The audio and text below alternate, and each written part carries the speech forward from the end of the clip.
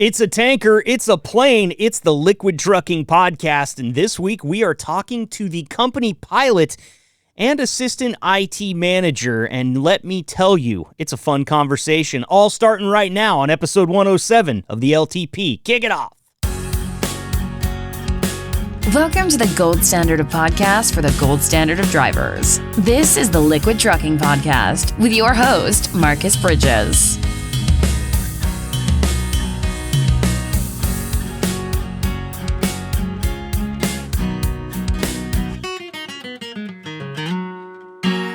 What's good out there, Liquid Trucking, and welcome into episode 107 of the Liquid Trucking Podcast. I'm your host, Marcus. As always, that's never going to change.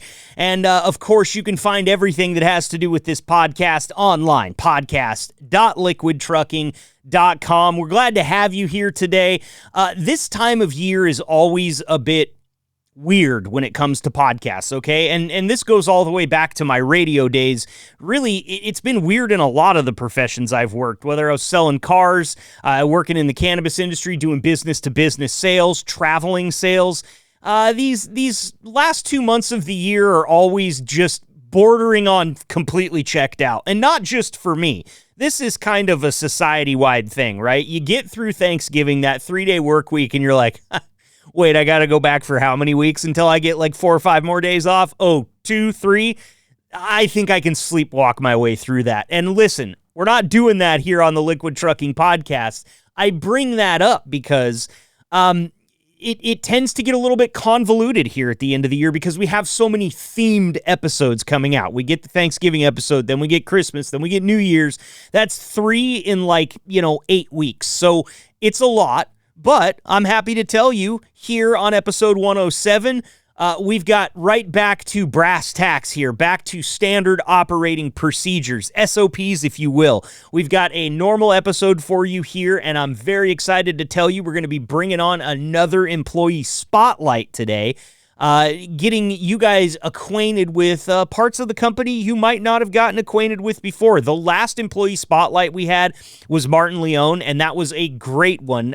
He came from Omaha Steaks, had a bunch of experience in the occupational health and safety area, and it was just a very informative and fun conversation. And today's is going to be very similar to that in the informative and fun area. We have somebody who might have the most unique job title at Liquid Trucking. And it's not like wild. It's not an unheard of title. It's just the mix of things that comes together, right? It's like a melting pot of a job title. And I think you're really going to enjoy the things that he has to say. So stick around. We'll get to that interview. We are going to be talking to Darian Mateo here, but I'm not giving up what he does yet. I'm not going to tell you guys what the job description is. I'm going to let him tell us that once he gets on the air with us again here in just a couple of minutes, so stay tuned.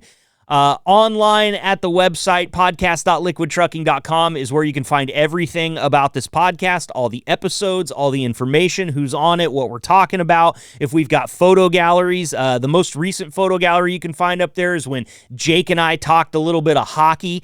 We picked out our favorite sweaters all time from the NHL, and we got a photo gallery of those up on the website right now, podcast.liquidtrucking.com.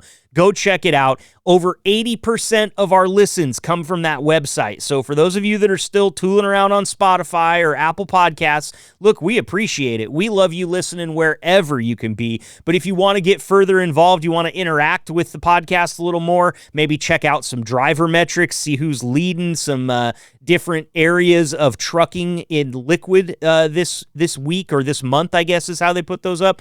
Check it out, podcast.liquidtrucking.com. It's a great website. Shout out to my guy Tyler, doing great work and just doing things that you ever work with somebody where you just it's Swahili to you what they do. Like I could not even fake my way through speaking the language that Tyler speaks every day at work. And the evidence is there, podcast.liquidtrucking.com. Go check it out for yourself if you don't believe me. The email address, always got to hit that off the top here because we're always taking your suggestions for topics and segments.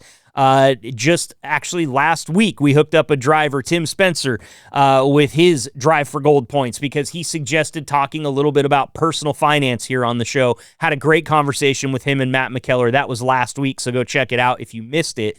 But you can email us those anytime you want. podcast@liquidtrucking.com. Hey, I want to talk about XYZ. It's pretty simple. If you've been on the show before and you're looking for a little more direct line, I have called you directly from my cell phone, so feel free to get in touch with me that way as well. Call, text.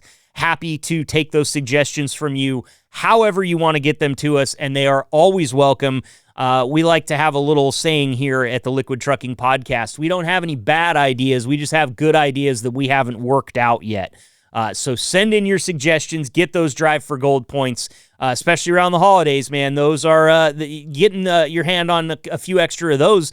Maybe buy your kids a Christmas present, maybe the wife, maybe buy yourself a nice new pair of gloves or something like that. There's a lot that you could do with those points. So, bring it on. You get points for coming on the podcast for the very first time. You get points for suggesting topics. So once again, podcast@liquidtrucking.com is the email. And if you have my cell phone number, I still have not convinced myself to give it out live on a podcast that goes out to thousands of people. The spam calls are already bad enough. I don't need some guy named Rick from South Alabama calling me at 3 a.m. Because he had one too many PBRs, all right? So that's the reason. I'm still sticking to it. Sooner or later, somebody will convince me to give out maybe one digit at a time here and see if you guys can put it together, but I don't know. Between that and all the ex-girlfriends calling me, his phone never stops ringing. Who am I kidding? I haven't talked to an ex-girlfriend in years. Let's get to the interview. I'm talking too much. We got we don't have Martin Leone coming on. We have Darian Mateo coming on for an employee spotlight on the Liquid Trucking Podcast. Right meow.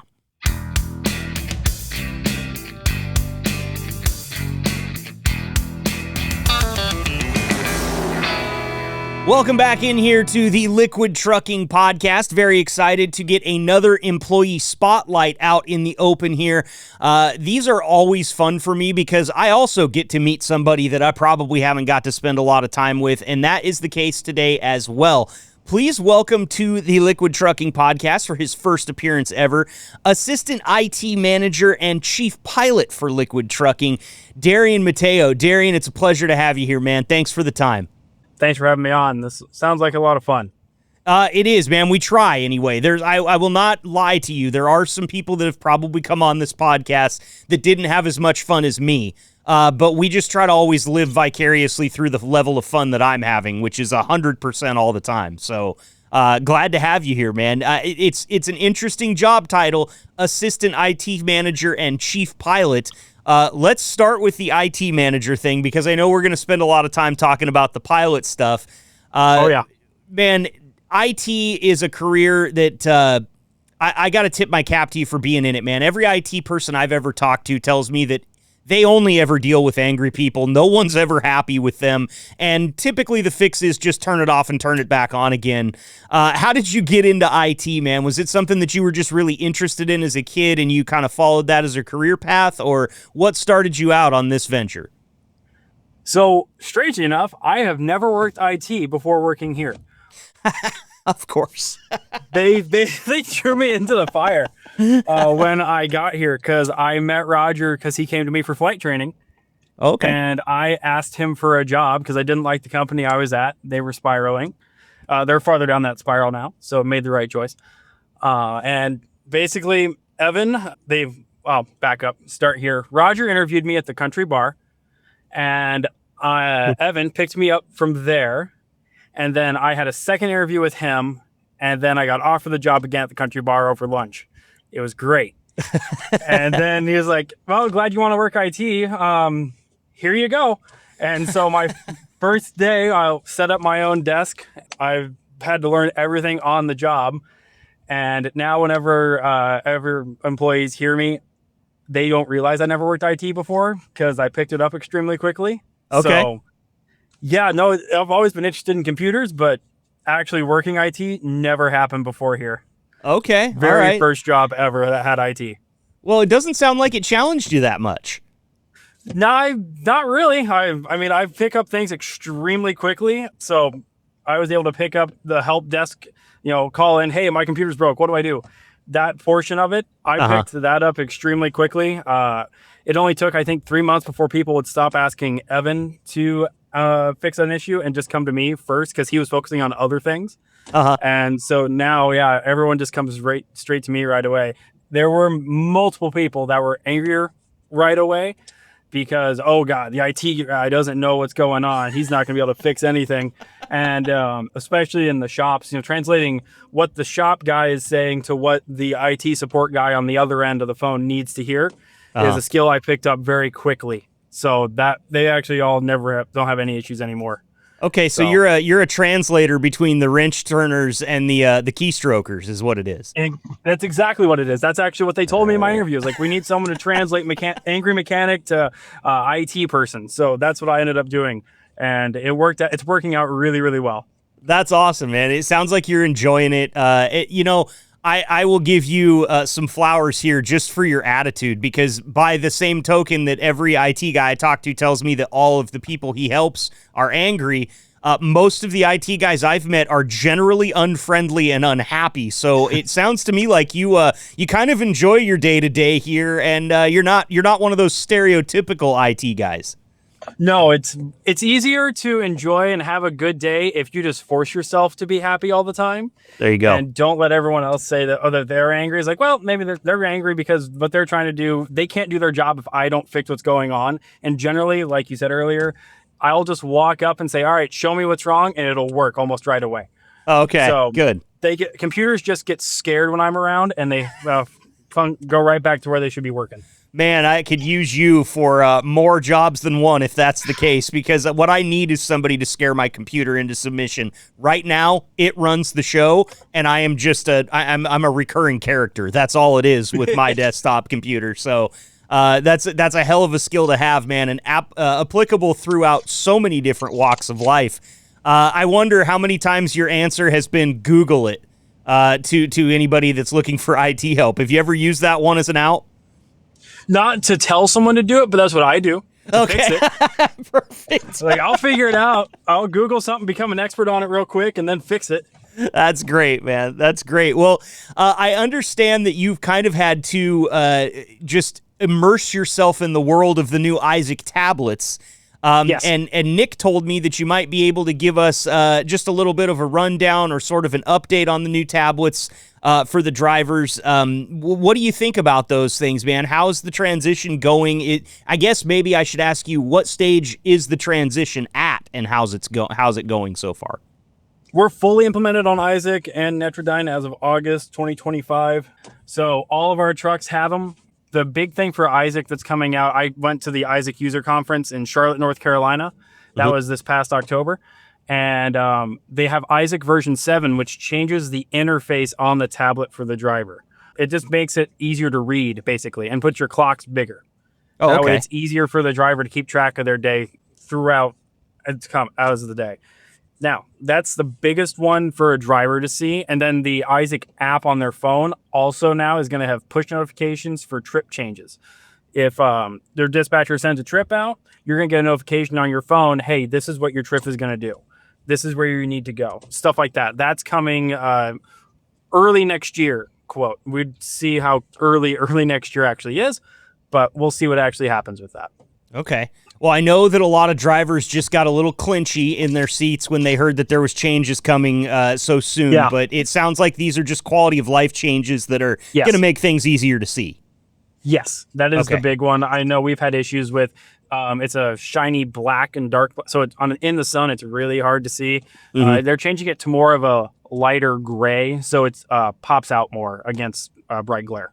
That's great. That's all good things. Don't change the nuts and bolts here. Just tweak a little bit of the seasoning is the way that we're thinking. Because these types of transitions, I know that they have a tendency from time to time to stress some drivers. There's some drivers that take to this stuff really well. They've had a tablet in their face their whole life. There's other drivers that it takes them a little bit longer to pick up. So I'm glad to hear that the changes are they're focused on quality of life, which is the most important thing for our drivers aside from safety. And really, they're not going to make them relearn a new system here. Exactly. No, we're not They already did all the retraining to go from Omnitrax to Isaac. We're not going to try and have everyone learn a whole new thing again. Okay, good.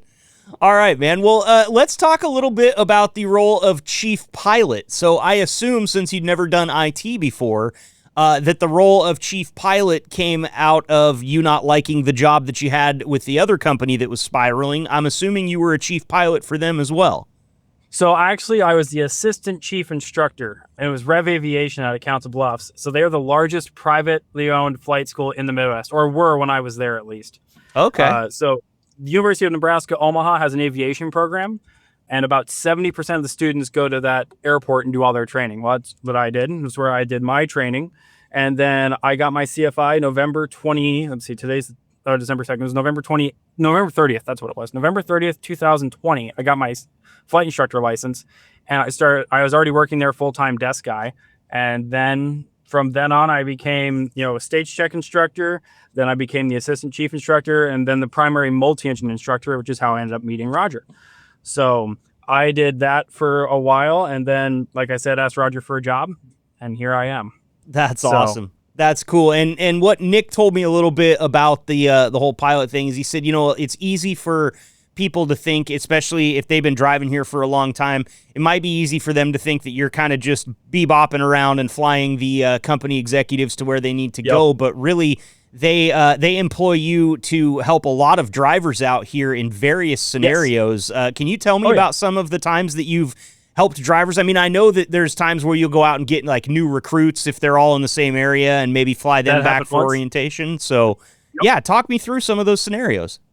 Yeah, so the very first quote-unquote mission I ever did was up to Dickinson, North Dakota, and we had a driver who had a medical issue, so I went up, dropped off Mike Wilson to drive the truck back, picked the driver up, and flew him back home. So even though it was an 8-hour drive, no, it wasn't. It was an 11-hour drive for Wilson to drive the truck back. It took me 2.5 hours to fly.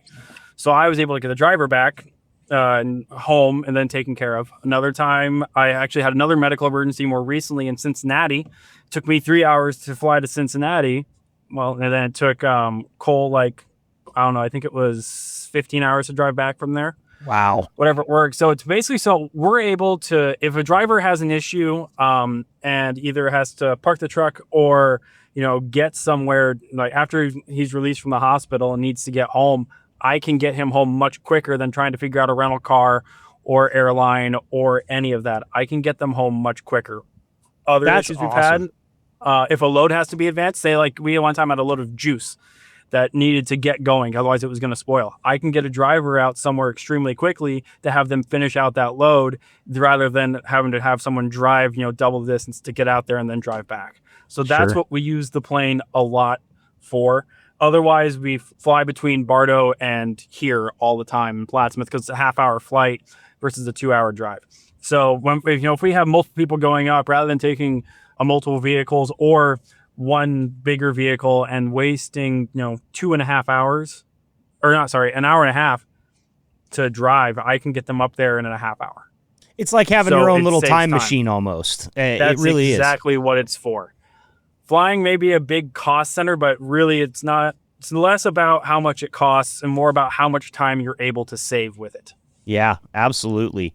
It's really cool, man. And I mean, just to be one of those drivers and have be in the scenario where you have a medical emergency and your company flies out, grabs you, flies you back, and saves you, a full day's worth of time when you might not have had the medical attention or the care that you need. So that's just such a cool thing. I have to ask this question, though, and I can't believe that I let it go this long. You said you gave Roger some flight lessons. Is he a licensed pilot now? Yes, he has been since the 80s, actually, is when he got his licenses at first. Wow. So he's a licensed private, meaning just like the base level pilot with his instrument rating, meaning he can fly in the clouds. And basically what had happened, he bought this airplane and which was multi-engine, and he needed to go get multi-engine training to fly it. And that's how he came to me. He owned, quote, a little trucking company just north of Plattsmouth.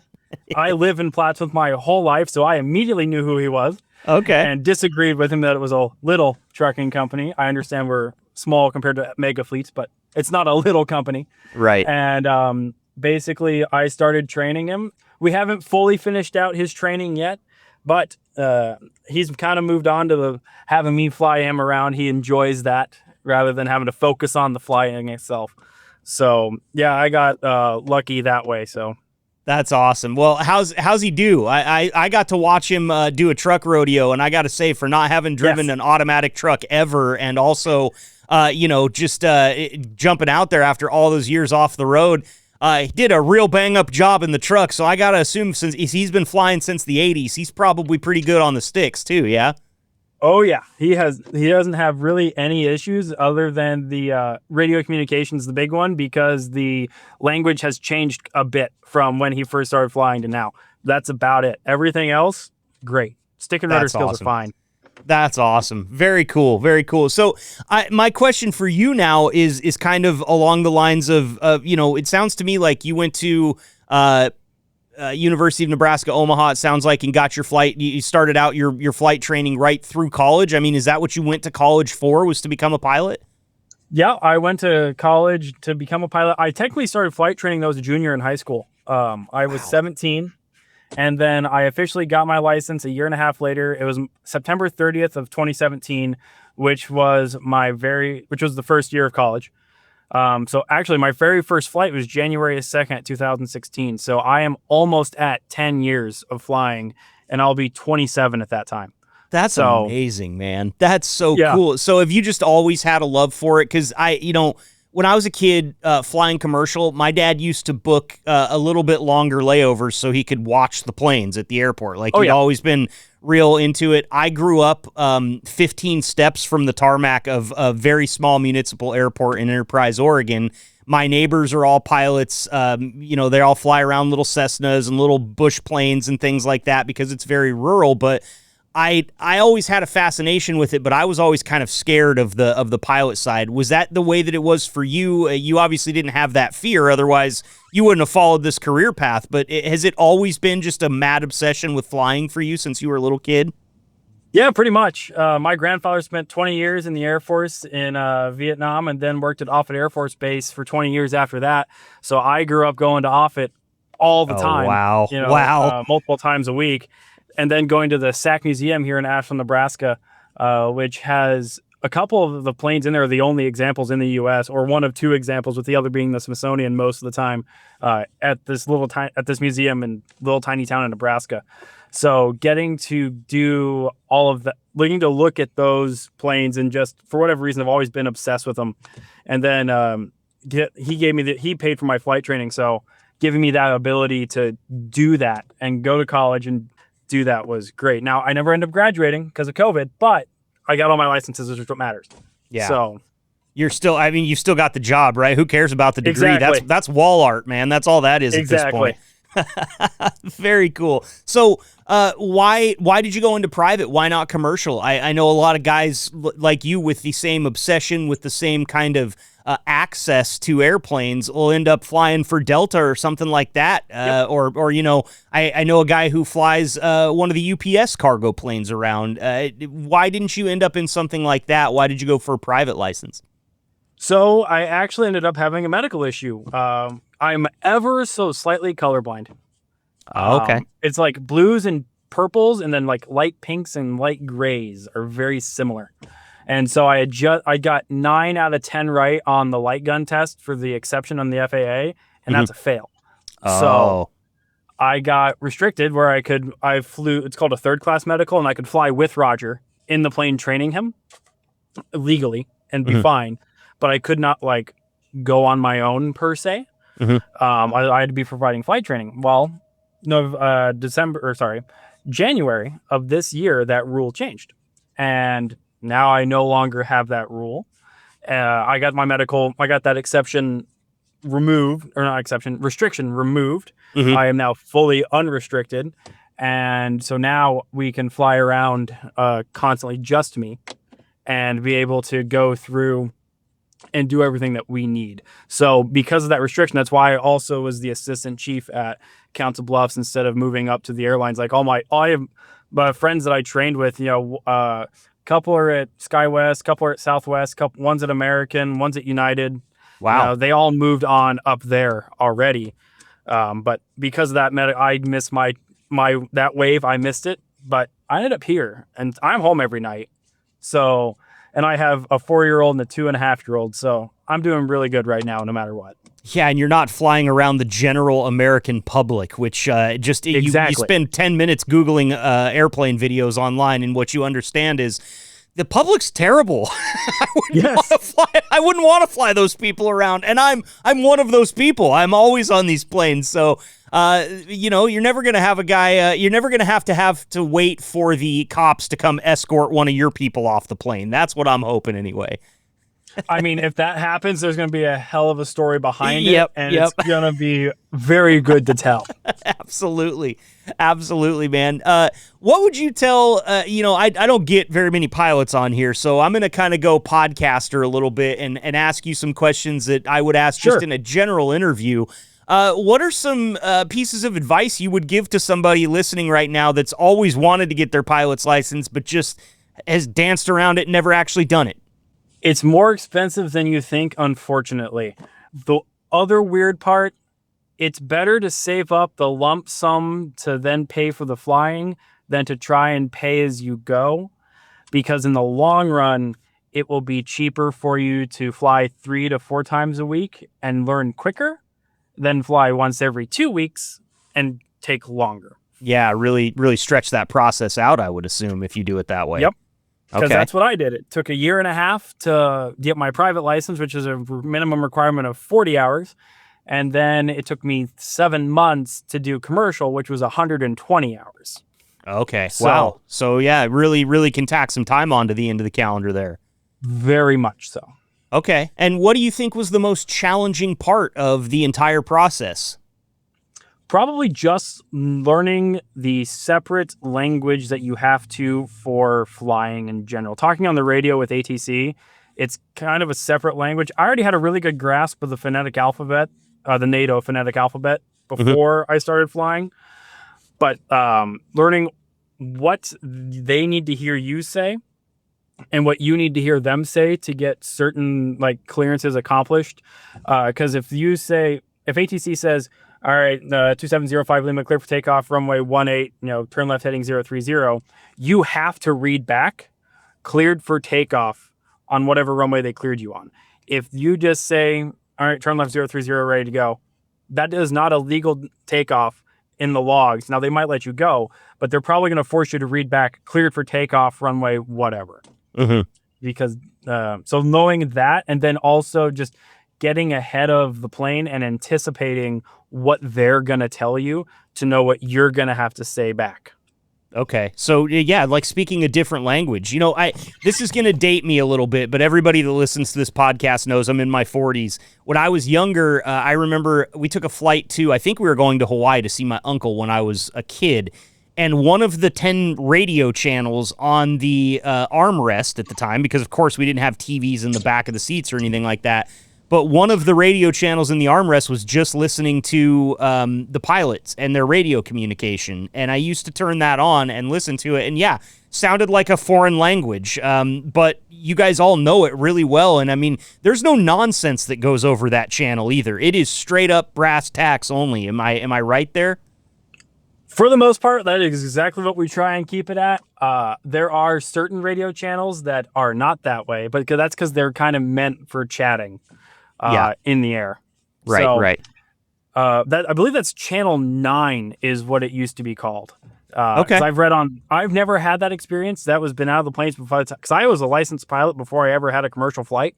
Uh-huh. So I never got to hear that, but I have seen on the subreddits and forums that I think it was Channel 9 that used to be the communications. Yep, I think you're right. And I would put in the headphones and fall asleep listening. It just was kind of fun, like white noise. You never knew, and everybody's very calm and collected on there. So it wasn't like there was a lot of stuff that would really kind of strike me awake or anything like that. But cool stuff, man. I always love the inside baseball, and you talked about the NATO phonetic alphabet. I've always had fun with people when I could tell, military guys are really big on knowing the phonetic alphabet, and they always have a word for the letter, right? You said R is Romeo, correct?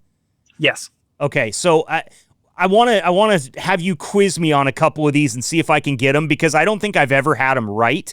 But just throw out a couple of letters that you think I might have a chance at, and let me see if I can nail them in the NATO phonetic alphabet. Well, for you to have a chance, let's just start easy and go with A, B, and C. Okay, A, B, and C is going to be Alpha, Beta, Charlie. It's close. It's Bravo. Bravo. Beta. Well, see, I'm a video game idiot, and that's why I'm thinking Beta instead of Bravo, right? Yeah, say, because Alpha is definitely still a thing in testing, but nope, it's Bravo instead of Beta. Okay. And then Charlie is correct. Then what about N? Oh, N. I want to say, like, I would always say Nicholas. I don't know why that's the one that comes to me, but I know that's way too long. It's November, actually. November. Oh, wow. So they don't care about how long it is. They just are looking for something that's going to be readily apparent when you're thinking about it. Pretty much. Now, a couple of them do get shortened. Like Papa almost always gets shortened to Pop. Okay. And that's P. Gotcha. Yep. Couple weird ones. Q is Quebec. Ooh, that would be tough, but what else are you going to make it? I mean, there's no other word there that's like... Do you have a suggestion, like Q-tip or something like that? That seems too informal. There's not really anything that's much better. I is India. Let's see. Zulu. Z is Zulu. Y is Yankee. I don't think there's really any other like super strange ones that come to mind right away. Okay. All right. Well, Q's always been weird. That's interesting. Well, I wanted to start that off a little bit here because, again, I was talking with Nick about this interview, and he said that you have just an absolute crazy amount of like random trivial knowledge, and he wants to maybe sometime in the future do a Stump Darian type of trivia with you. And so I like that you've already set me up, and we've seen that I obviously have some work to do with some of this stuff. But I just, right before I let you go here, Darian, because I know you're a busy guy, you've got work to do.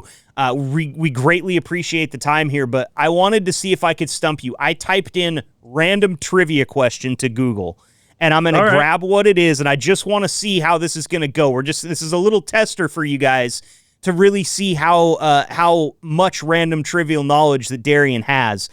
Oh boy. Yeah, there's so many of these. Okay. What do you think? Pop culture, history and general knowledge, or science and nature? I can give you one. I'll give you the choice of the category. Pop culture is my worst by far. So let's go with history/general knowledge. Okay, history/general knowledge. What is the original purpose of the tiny pocket in jeans? The tiny pocket in jeans on the right side was originally for pocket watches back when people had to wear them, back when they were invented by Levi Strauss in the 1800s. And there you have it. You got to hand it to Nick for passing down this one. You nailed that without even thinking about it. I mean, that was an instant answer. You had that knowledge, just waiting for somebody to ask that question. I'm your guy. Finally got there. Darian, this has been awesome. I want to bring you back sometime. We're starting a little bit to do a little bit more trivia here with the drivers on the show. Love to have you on and see if one of them can stump you at some point in time. But it's been great to learn a little bit about the position of assistant IT manager and chief pilot here with you today. One thing that we do for everybody on this podcast every time they come on is clear a little bit of room at the end of the segment for final thoughts. This is for really anything that you would like to say, anybody that you would like to shout out or say hi to. The floor is yours, and you can take as much time as you need, Darian. Go for it. Sure. I love working here. I thank Roger for giving me the chance of taking a chance on me, allowing me to fly for him. And to the drivers, I hope I don't have to interact with you and have you in the plane, because it's almost never a good reason. That's good. That's good. So maybe sometime you get to go out there and actually look at the plane and see it at some point in time, but not have to get on it and go to another place. Darian Mateo, man, it's been a lot of fun here. We'll get you back on here soon, okay? All right. Thanks, Marcus. Thank you.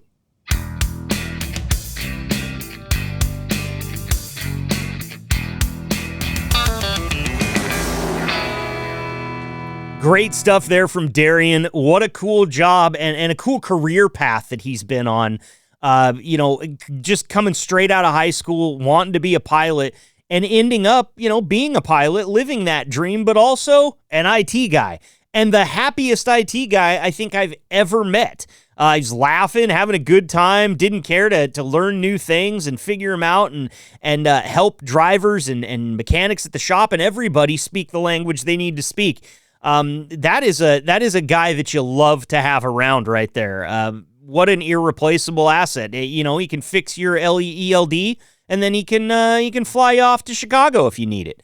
And my guess is get you there quicker than if you had to go to the airport, wait in security, deal with all that, sit next to a snotty 5-year-old. Okay, so I've had some bad airport experiences. I've only flown private in my life one time, but it was amazing. And I will tell you, just like Darian and I said, it's a time machine. And it's a really cool thing to have, even if you only save a few hours. But thank you to Darian for coming on. With him showcasing that random trivial knowledge, we will definitely get him back in here to see if maybe you drivers can stump him. I don't know. Maybe we have you drivers come up with some questions. Maybe we just pit him as kind of he's the terminal champion of trivia just because everybody already nominated him as that. And then we can work our driver champions in against the terminal champion, which is Darian, just bestowed upon him. And that way we can kind of, we can pitch you guys against each other. We are going to be bringing back trucker trivia here in the next few weeks. So maybe we'll find a way once the new year turns over to assimilate Darian into this, because I think he's going to give you guys a run for his money. I knew that the little pocket in jeans was meant for pocket watches. I had no idea that Levi's started making them in the 1800s, and I probably also didn't know that they were the first, as Darian said. So that's the type of trivial knowledge you might be up against if you want to test your mettle in trucker trivia. We will have our champion from last time's trivia join us, and then 2 new drivers when we bring back trucker trivia here in, it's going to be a week or so. I think we're planning it for the Christmas episode, so look forward to that over the holiday. I had a little space to fill here. Obviously, I don't want to just crank out a 40-minute episode for you guys. That's not my style.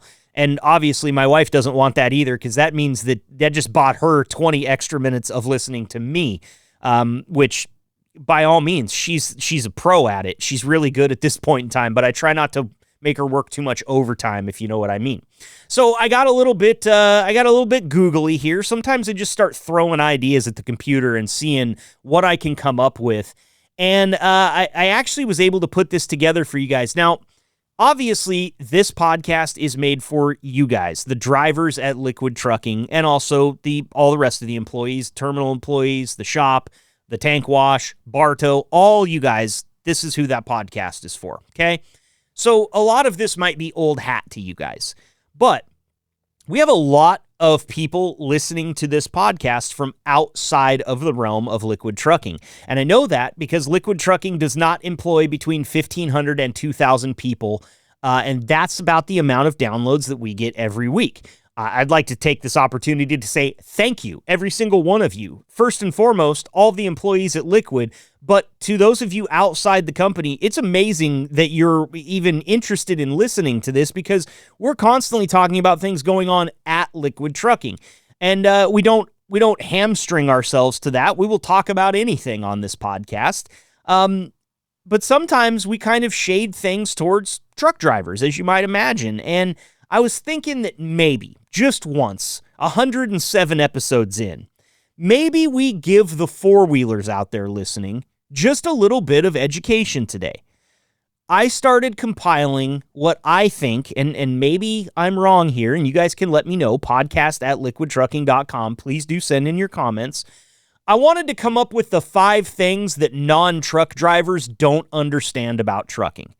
And understand from my standpoint that much of this is going to be coming as anecdotal stuff that I hear from you guys, okay? Obviously, there's some forums out there, there's some research that's been done, but a lot of this type of content would be anecdotal. You tell me a story, I figure out that this is something that happens because I hear similar stories from other drivers, and then do a little research on it and try to put it here into the segment. So that's what I'm going to go through right now. The top 5 things that non-truck drivers don't understand about the job. And I'm pretty sure that that's a double negative. Non-truck drivers don't understand. How about this? The top 5 things four-wheelers don't understand about the job. It's one of those days. That was supposed to be this. But I guess a little bit of sneaky comedy never hurt anybody's feelings. Let's get to the list. Top 5 things four-wheelers don't understand about trucking. Number 1 is that trucks need space, and lots of it. Most non-drivers treat a semi like it's a big version of their Prius, okay? They don't think it stops, or they think it all stops the same. It accelerates the same, it merges the same, it occupies the same dimension of the universe.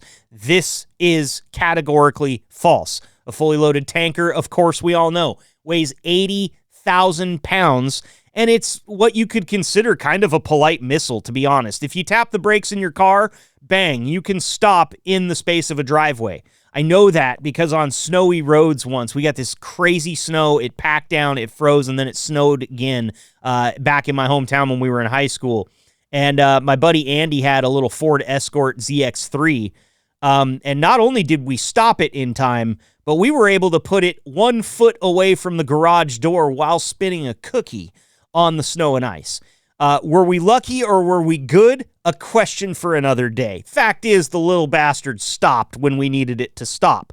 But if you tap the brakes in your semi, you stop somewhere in the same zip code, and that's all we can promise, and maybe we can't even promise that. To a lot of people, a safe following distance looks like a big, tempting gap that you just want to put your Miata in. But let me tell you something about your Miata. Have you ever stepped on an empty Coke can?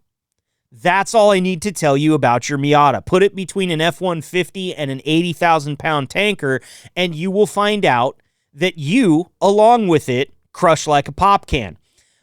So the trucker has to open that gap again when you jump into that spot, and then someone else dives in, and so on down the road. This happens daily in the lives of the truckers that we talk to all the time on this. And you've got just kind of... The best way I could put this is like a conga line of mistakes. Every time I see truck drivers open up some space between the car in front of them and themselves, and I see somebody dive into it, it's, okay, bad decision, and then that trucker makes more space, and then somebody else dives in, bad decision. And we're just on the conga line now. Everybody on Interstate 84 headed west, let's conga line our bad decisions and make this truck driver's day even worse than it may have already been. Listen, it takes football fields to stop fully loaded trucks. It takes the sideline. Like, you can stop your Prius from the end zone to where the coaches get to stand, the coaches box on the sideline. I hate to tell you, but the tanker truck full of 80,000 pounds of molasses, it's going to roll on by you trying to stop there. So that's number 1. Okay? And actually, here, I've even got some stats. I had to scroll down because I did my research. On average, your car, your four-wheeler, about 4,000 pounds, okay? It's pretty heavy. No strongman's picking it up. However, 80,000 pounds for a truck, we already said that. That's 20 to 1. There's 20 of your Prius in that truck. Try to remember that, okay? Number 2 on our list of the top 5 things four-wheelers don't understand about trucking is blind spots are not simply suggestions. They themselves are very large, even described as zip codes, as we've already used. People think a semi's blind spot works kind of like their car's, small, manageable. You can look over the shoulder, check them. Just a quick lean and you're good, but that is not the case for truck drivers. Truck has blind spots the size of apartment complexes, okay? You can hide very easily, since we're already kind of clowning on them a little bit, you can hide your Toyota Prius there. You might be able to hide one Toyota Prius stacked on top of another in that blind spot because you can hide a full-size SUV in the blind spot. You could hide a medium-sized family diner in the in the blind spot. You could hide my hopes and dreams to become a rock star at the young age of 12 sitting behind my first drum set. It is huge, okay? Blind spots are massive. You ever see those stickers on the back of trucks that say, "Don't hang out in the no zone"? I think that's one of the best graphical representations that I've ever seen of what the blind spots in a truck are really like. And until you hang out in one of those and you have a truck merge over into you a little bit because it can't see you, and then you have a massive road rage flip out moment because what the hell is this guy doing? You were the one in the wrong here. I almost let a 4-letter word slip there. I crisped off the whole F. You were the one that was in the wrong. And I think it's very important for our four-wheelers to understand that, because not only are these things not as maneuverable as your Miata, but they just can't see you, man. You ever notice when you drive by in a full-size pickup? I drive a full-size pickup, half-ton, okay? It's not the biggest one out there. It's not lifted, but I drive a full-size pickup. When I drive by a semi-truck, I can barely see up into the cab of the truck, okay? That's a full-size pickup versus a semi-truck. Should be pretty easy to understand, but I'm really belaboring the point here because I think this is a big one. These blind spots are wild, okay? You know, I know your car's blue. I don't know if it's still next to me or if you ascended into another plane of existence, was one quote that I saw on some of the forums as I was going through this stuff, just from a random driver. So understand that. It's not that they don't want to see you. It's not that they aren't trying to see you. It's that there are basically places all the way around the rig where they can't see you. I hearken back to a story from about, God, I want to say it was like 10 years ago. A gentleman in a wheelchair was caught on the front of a semi-truck, and he was pushed for a while. Like, this was a crazy, crazy story. 2007, a man in an electric wheelchair was pushed for several miles but escaped unharmed. He was going across a crosswalk. The light turned green. He was in front of the semi-truck, and of course, if I can't see you up in the cab from my full-size pickup, chances are you're not going to see a guy in a wheelchair hidden behind the front grille of that truck. It just so happened that when the truck started to lurch forward, the man's wheelchair turned with its back towards the truck, and he just went for a ride. The fastest electric wheelchair ride he's probably ever been on. Now, thank goodness, everything was fine. This guy was okay. He escaped unscathed. It could have been a lot worse. But you wouldn't think that the guy in the wheelchair could be at fault here for something like this when you hear the story, and then you realize, no, you chanced it. You tried to cross the crosswalk too late, and if the light's green and somebody can't see you there, they're gonna go. So blind spots are a very big thing, okay? Understand it as a four-wheeler and give these guys some room. Don't be hovering next to a truck. If you like to drive right next to a truck while you're on the interstate, you have a complex, my friend. Talk to somebody. We're not sponsored, but BetterHelp, I know that they do a really good job with remote therapy. So if that's something that you enjoy, I might recommend a conversation with a professional. Number 3 on our top 5 list of things four-wheelers don't understand about the job. The job is 90%, and that is, when I wrote that, 90%, I thought to myself, that's probably an underrepresentation. But let's go with it here. Again, let me know what you think. podcast@liquidtrucking.com is the email. I would love to hear your thoughts on these and add to my list. I will bring this list back, and I will update it based on what you guys have to say.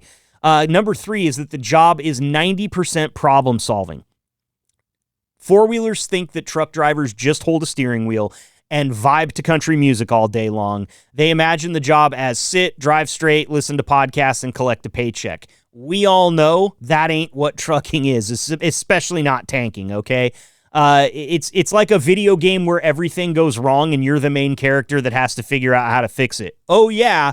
And there's not really that much of an instruction manual here because it's always different, okay? Your routing, timing, weather, traffic, shipper hours, unloading procedures, paperwork, pre-trips, post-trips, mechanical gremlins, surprise construction, parking, all of it requires constant judgment calls, and I think that the general four-wheeler out there just doesn't quite get it because a road trip is as easy as hitting up 7-Eleven with $50 and filling the cooler with all sorts of snacks and sodas and sugary drinks, and then just getting on the road and pointing it west, man. That's a road trip for a four-wheeler, right?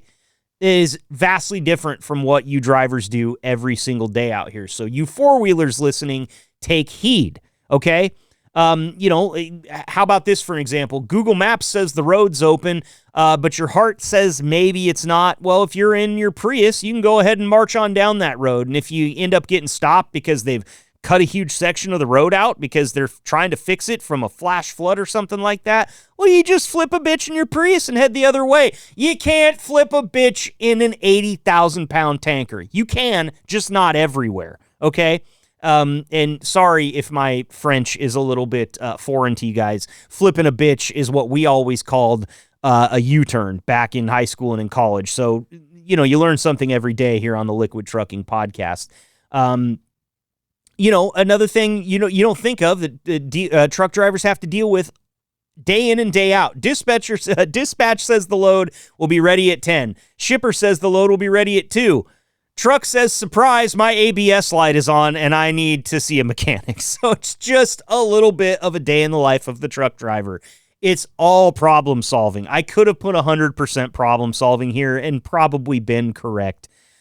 So a very important one to remember here. All right. Let's remember when you're around trucks on the road. How do I kind of personalize this to a four-wheeler? Well, for me, knowing everything that I know about truck drivers and the job that they do because of the job that I have, when I roll up on a truck on the interstate, I'm actually paying so much more attention to that truck than I ever have before I started doing this job. And the reason is because I know the plight, all right? I know the cross they bear. I'm very familiar with it at this point. Well, I've never had to have that cross on my back myself. Hearing the daily struggles and the things that you guys deal with has made me very aware. I'm always trying to give the truck, first of all, like 5 car lengths from behind, okay? If I'm pulling out to pass this thing, I'm almost never passing a semi-truck on a two-lane road, okay? It's just not happening. And when I say 2-lane, I mean one going one way, one going the other. If I'm on an interstate, I'm pulling out like 5-6 car lengths behind that truck. There's no reason to get any closer because guess what? Number 2 on our list, he can't see me if I keep getting closer to him. And he might have to maneuver, and not knowing that he's got a full-size truck behind him could cause some problems with that. I'm also never trying to hang out next to him. We're hitting number 2 again. I'm not hanging out in the no zone. I'm not going to hang out on this guy's hip pocket. If you want to pass him, then pass him. Get past him, get 5 to 10 car lengths out in front of him, and then get back into the right lane. They will thank you. You won't hear it. You might see it. They might flash their lights at you. I've had that happen a couple of times here in the recent future, and I'm almost wondering, these like the first thought I have, and you guys, this is so stupid. The first thought I have when a truck driver flashes their lights at me is, hey, I wonder if he's listening to the Liquid Trucking Podcast. He's not. You were courteous, and he thanked you for it. Don't have a big ego, you asshole. On to number 4 on our list of the top 5 things that four-wheelers don't understand about trucking is that schedules are written in really flimsy pencil. And I do actually have some very personal experience with this. Four-wheelers often believe that truckers control their schedules.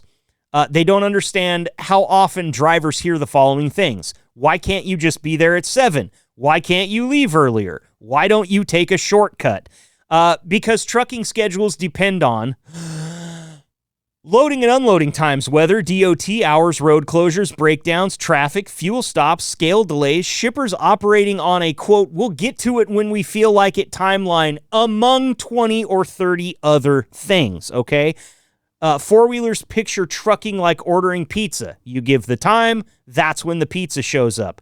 That ain't how it works, man. You're in Ninja Turtles 1 dealing or trying to deliver a pizza to 33 1/3. You don't know the address. You might not know what's going on at the shipper. You might get to the shipper and they tell you, hey, our standard operating procedures were written on Mars, so you're going to need to strap in because we've got some procedures that you need to follow. All of these things, and that doesn't even consider what can happen while you're on the road, okay? What can happen at dispatch back in the terminal? What can happen with your driver manager? What can happen with the mechanic? What can happen with the tank wash? There's 1,000 things that can change the schedule, and I think sometimes four-wheelers get upset, especially if there's a lot of trucks on the road in a certain spot. You're thinking, why the hell are all these guys right here? Why are they all... Well, hey, maybe all of them just left the same plant and they're kind of going one by one, right? They're getting loaded, they're heading out, getting loaded, heading out. And then guess what happens? 15 miles down that interstate, they all got to stop at a way station. So understand in your four-wheeler that you just have freedoms that truck drivers don't, especially as far as your schedule is concerned. I hope that if you leave for a 7-hour road trip, you don't need to be there right at 7 hours, right? In fact, I would venture a guess 99 times out of 100, if I sampled random road trips, you're always giving yourself fluff time, okay? Imagine that being your daily life, and everything that goes wrong on a regular 7-hour road trip is something that happens to you pretty much on the daily. You'll understand in a heartbeat that schedules, again, are written in flimsy pencil. And the erasers, oh my God, the erasers on these pencils, so big. You guys have never seen erasers this big. And finally, number 5 on our list is that truck drivers are professionals and most of the public has no clue how hard this job really is. Trucking is a very skilled profession, but most people think, well, you just drive all day. It's just a little bigger. Oh, my sweet summer child. That's like telling a surgeon, you just cut stuff, right? Like you get a sharp enough scalpel, you can get in there and dig around. Here's the reality. The licensing is harder and more expensive than people think. The daily inspections are thorough and mandatory. You know, back at the 3rd annual Liquid Trucking Employee Jamboree, we got to watch these guys in the truck rodeo do their pre-trip inspections. And you know what? Add a little bit of pressure to it with people watching, makes it even harder. But these guys did a great job, and they were very thorough. And that's because they do it every single time that they get into the truck and every single time that they park it. The precision required to back into certain docks is unreal. Something else we learned at the truck rodeo if you've never seen it for yourself. It's a real tight fit in a lot of spots. Add to that some of these lots are going to be mud or they're going to be gravel that's welled up. You're going to have the truck moving around. There's stuff around you that maybe, trucks zipping by trying to get past, heading out on their route. Yeah, not real simple to back up something that's this long. I dare you to try it. In fact, go out and just walk backwards while pushing your lawnmower behind you. Okay? Look forward. Grab the lawnmower from behind you and back up as you push it backwards. And just try to get it where you want it to go, okay? You did it. Congratulations. I think we owe you a round of applause. You got the lawnmower backed up into the carport. Now I want you to add 80,000 pounds and 53 feet to it. Try it again. Good luck and Godspeed. One small mistake for a truck driver can spell disaster, and I don't mean the disaster that you might think of, oh, I'm not going to make it to the pageant on time. Disaster, as in the stuff you hear about on the news. It's not lighthearted. It's not fun to talk about. It's really serious, and just understand that you should trust all the truck drivers out there on the road more than you do, because the amount of stuff that they keep from going wrong would fill up an encyclopedia-sized book, okay? Take it from me. I've heard the stories, both on this podcast and off of it. One small mistake can ruin so many lives, and not just that afternoon, man. I'm talking for years into the future. I mean, you're literally responsible for an 80,000-pound rolling liability at all times. So think about that before you flip off the next truck driver that you think cut you off or that you think made some egregious violation in traffic. And, look inward a little bit. Was it really me? Probably.